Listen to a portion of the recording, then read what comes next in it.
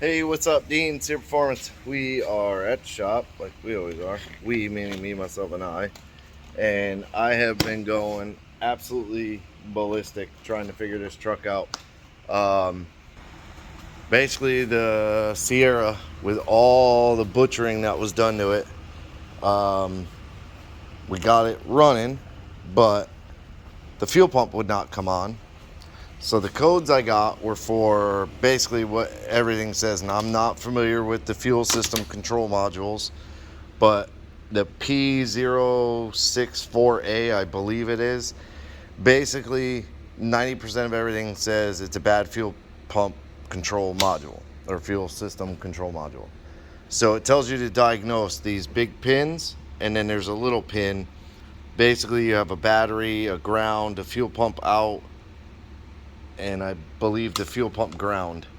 So there's a big pink and a big gray. That's your fuel pump ground and your power, which is weird that the pink is the ground, but that's the way they did it. Then there's a pink 12 volt that comes in. So everything got power except it wasn't putting power out. So I went and I got another one from the junkyard, put it in the truck. I used to use a Tech 2 to do this type of the module programming, the SPS stuff from GM, but they've obsoleted it. So I got this, a VX diagnostic. It's basically a bypass, and it actually works with GM's SPS, their tech line. That's what it's called. So I used that. I programmed the new module. The fuel pump would kick on. It was very weird. The fuel pump would kick on, but immediately kick back off. And the truck would start, run for a second, and stall. So I did a couple other things to the point where now that fuel pump control module is bricked. I can't read it. I can't write it. I can't do anything to it. So I tried going back to the old one. I am not getting, I'm getting on, so this is the E38 ECU, and on pin 50, I believe, I believe it's pin 50, because that's 53, so 52, 51, 50. This green with a white stripe is supposed to be your fuel pump relay control. It is a 12 volt. It's very weird to me that this gets a constant 12 volt whenever the key is on. It doesn't do like the prime and then click off. So it just stays on. But I cannot find this wire on the fuel pump control module. So I can find it at the relay. So that leads me to believe that another wire from the relay goes back to the fuel pump control module. All the diagrams show a green with a white stripe. So I do have a green with a white stripe back there, but it does not get 12 volt, nor does it get ground. So it's confusing to me. Like I said, I don't know these systems. So if I stab the fuel pump with 12 volts, it'll turn the fuel pump on. As far as pressure, I have no idea. But it'll turn it on. The truck will stall as soon as I runs out of fuel pressure, basically. So I am to the point now where I am fed up with this, and I'm not going to play with this computer, because what it tells me is that like a lot of the guys at the junkyards, a lot of what I read is these things become an issue. Yeah, I know they're tunable and you could change pressure and do all this great, wonderful crap. But we don't normally do that. We just trigger the fuel pump with a relay. We set the pressure on a regulator. So what I did was I went to the fuel pump control module plug. You can see it tucked up under there.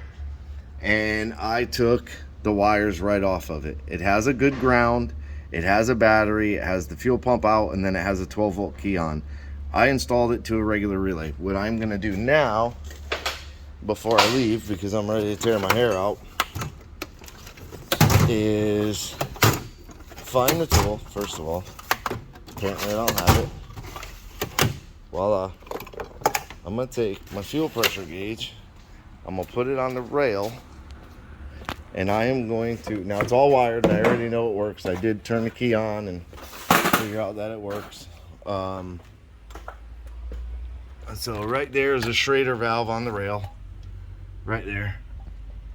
I'm going to lean over this truck again. Hook up. Of course, he's got 9 power wires. Come on. Oh yeah, see, it's got pressure there because I turned the key on. How much, I have no idea. So, about 10 pounds. I'm gonna put this kind of where I could see it. So actually, just turn the damn thing around and loosen it right off the rail again. Hold on.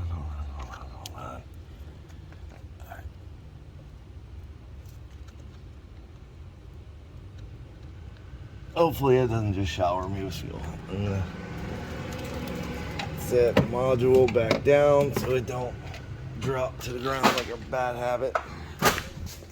Now I'm gonna key the truck on and let's see if it has like a built-in regulator so I can hear the pump. And oh, she's got pressure. So it's like 86 pounds of pressure. That is too much. And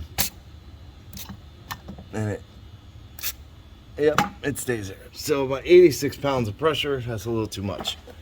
So I will most likely, what I'll need to do, which I'm a little bit happy about, is I did the AN line on the back of the rail there. So what I'll do is I'll take that AN line off of there, mount it somewhere. Maybe I'll do it right on the back of the rail. I don't know. But I will put a standalone fuel pressure regulator. Let's see if it starts.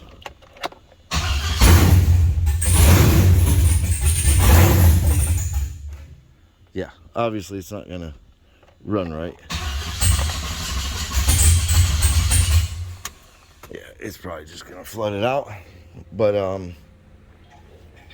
yeah, so we have a huge power steering leak. The rack is puking everything everywhere. So now the pressure's down to like 70. But what I'll do is maybe, because I have one here for Jonathan. I mean, I have plenty of time to order this stuff, but TFE line, this is a PTFE line. This is a fuel pressure regulator right here, which I bet has like all 8 fittings, because this is for Jonathan. Hey, I almost fell. Yeah, so those look like they're 8s. Yeah. I mean, I could order fittings, or if I have fittings. I don't know if I have the fittings, but I'll get basically the same regulator. So yeah, I know it's a cheap Amazon regulator, but guess what? It works. It works really good. Same one I have on my truck, and it has all 8 feeds. Comes with a fancy gauge. So I'll look at if I have the fittings to go to 6. I'll mount this regulator somewhere. I may even put it down on the frame rail somewhere away from the exhaust and stuff. I mean, I could put it back there where I did that AN connection to the hard line, but I'll mount an external regulator. I'll turn the pressure down. I'll feed it vacuum source, maybe, and just be done with that, because I'm done. But I will do a return line to the top of the tank. I'll use a bulkhead, so I'll probably have to order some stuff anyways. Well, look at that. Would you look at it? Just look at it. I mean, I could, yeah, it would have to be a return. So I do have a 6 there. That possibly could be a 6 without the O-ring. I know I had more. That one, maybe? Possibly? That looks more like a 10.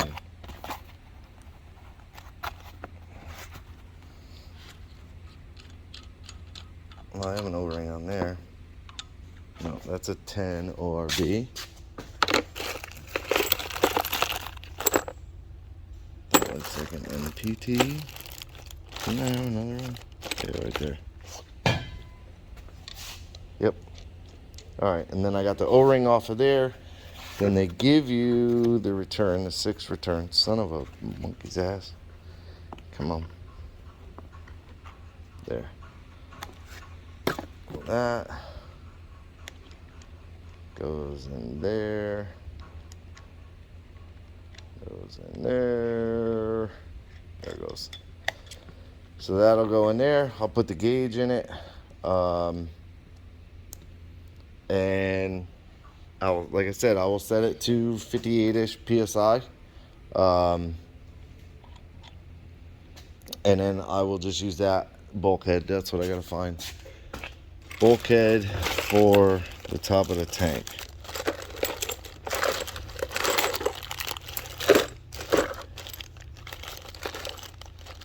Don't see a bulkhead. So I don't see a bulkhead in here anywhere. Which all the bulkhead is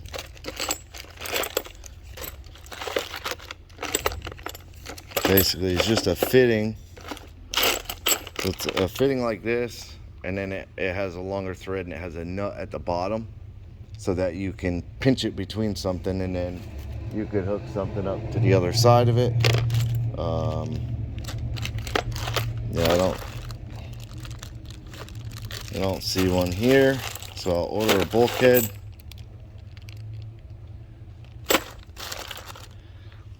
I've seen people take a fitting like this and thread it into the stock tank. I'm not really a fan of doing that. I know this is like a bulkhead thread, but I don't see it. Oh yeah, look at here. See the nut? See it? Okay, so as long as these two go together,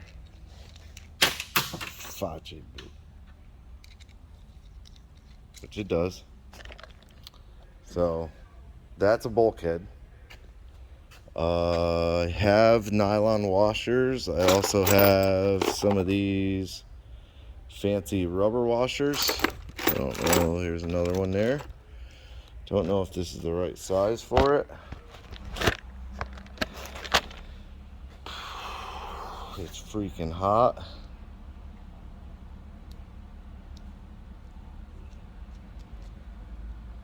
Okay, so that's not the right size for it. So I will use this case here.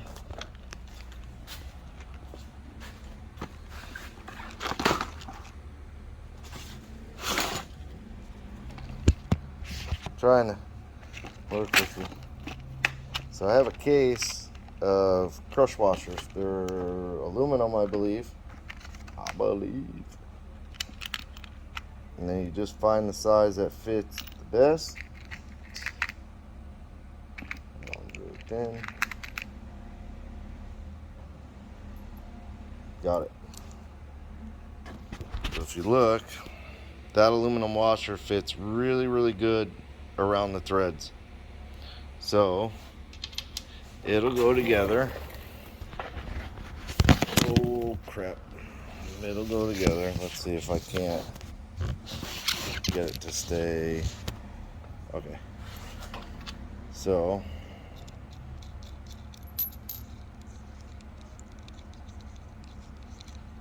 And I don't think these are yeah, they do have a little bit of a curved side and then more of a cut flat side. I prefer the curved side to go against the nut, so that one will go there.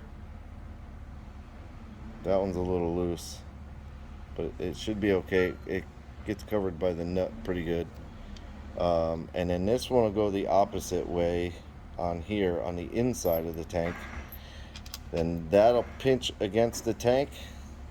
The tank will sit between those two washers, and then I'll take the nut and I'll put the nut on from inside, and I will tighten that down really good. You can see the washers stay lined up really good, so I will tighten that down. That should be it. And then all I have to do is build a couple of AN lines, which I'll probably need a couple 90s or something, which I bet I don't have in here. I have a 45 and I have a push lock 90, so I don't see any 90s in here. Cool. So I have a 45, so I bet I would have, I do have one right there. It's like one of those close fit 90s, so I have one there. That's 180. So I have that one there that I could take off, reuse a ferrule, and I have a 6AN kit that I got for Jonathan that I already know I'll have to order a bunch more fittings for, because it only comes with like 2 90s, 4 straights, 2 45s. So I always end up ordering a bunch of fittings for those. So that's where I'm at. Transmission, I'm gonna try and talk to the guy today, see what's going on with that. And once we get the transmission back, now, as long as I get this fuel stuff worked out, which I want to do, you know, I'm trying to do everything that I can up to getting the transmission, so I just have to put the transmission in. So if I get the truck running good, like I said, I may throw that one in there just to kind of drive it around and get the tune close-ish. So that's where we're at. But you know, a lot of things I read is you can't bypass this module. A lot of things I read is you can bypass this module. I tell everybody, you can find any answer you possibly want on Google. So I just got fed up with reading and looking and finding and burning the module out. You know, it's a $110 module. It's not a cheap module, and that's used. But it's the only one in the area, so it wasn't, I didn't have a lot of options. Could have bought a new one, but that may not have solved the problem, because it looks more like it's a wiring issue. For some reason it's not getting the signals it's supposed to get, or something. Who knows? It may just be that I bought a bad module. But I'm done, I'm over it. So relay, fuel pump kicks on, you get a ton of pressure. So we do need to turn the pressure down a bunch.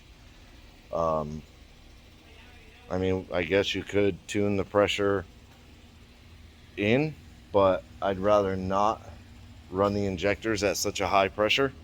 So that's it for this one. Appreciate you watching. Like, subscribe, hit the bell to be notified, leave me a comment. Have a good day.